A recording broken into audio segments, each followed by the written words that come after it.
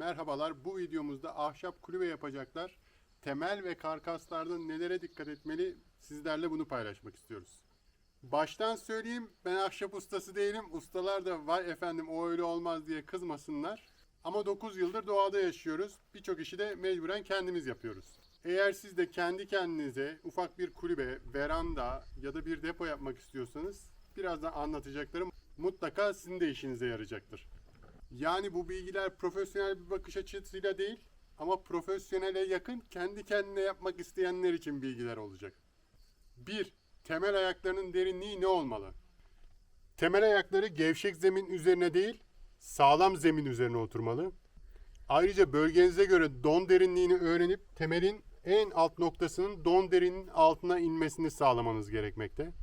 Türkiye'nin birçok noktasında bu derinlik 60 santim civarında ama bulunduğunuz bölgeye göre değişebilir. Yani bu beton ayağın toprak zeminden en az 60 santim aşağı inmesi gerekiyor. 2. Bu beton ayakların sayısı ve yük hesabı nasıl olmalı?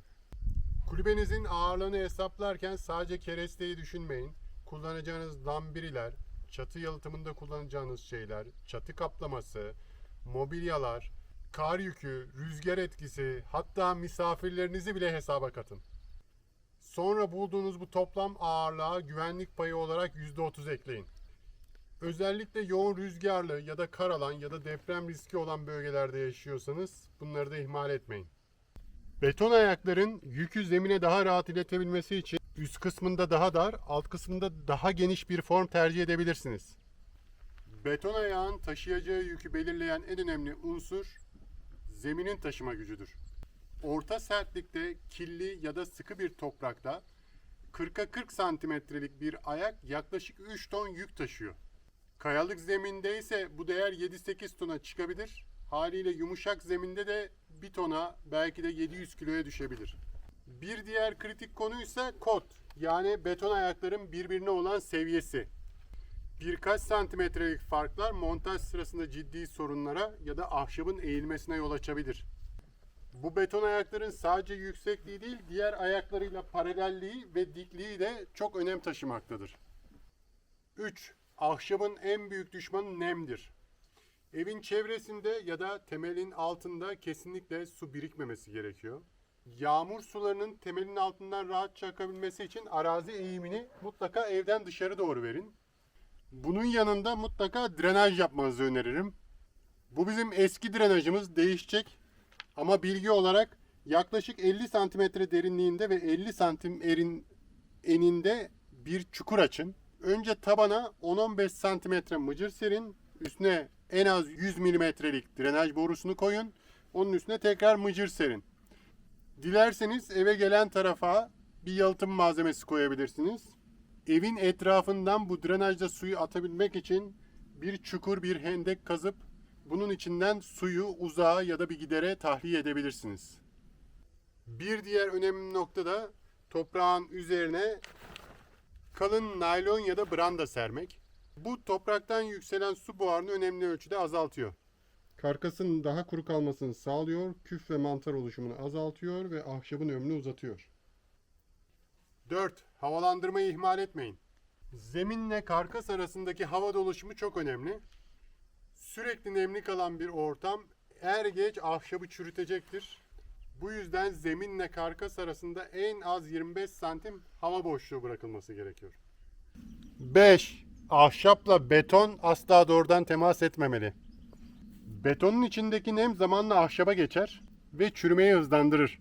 Bunun önüne geçmek için betonla ahşabın arasına bütünlü membran, EPDM kauçuk gibi bir yalıtım malzemesi sermek gerekiyor. Eğer metal bağlantı ayakları tercih edecekseniz de mutlaka galvanize ürünler tercih etmek gerekiyor. 6. Keresteyi emprenyeli kullanın. Mümkünse daldırma emprenye olsun. Eğer mümkün değilse fırçayla sürün. Zemine en yakın olan karkasın ahşabının emprenyeli olması ahşabın mantar, böcek, termit gibi sorunlara karşı koruyacaktır. Paranız çoksa hepsini zaten daldırma emprenyeli kuru ahşap almakta çok büyük fayda var.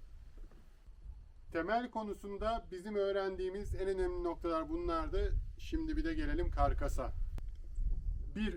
Taşıyıcı karkasta yeterli kesitte kereste kullanılması gerekiyor. Genellikle 10'a 10, 5'e 10 ya da statik hesabınıza göre daha büyük kesitte keresteler tercih edilebilir.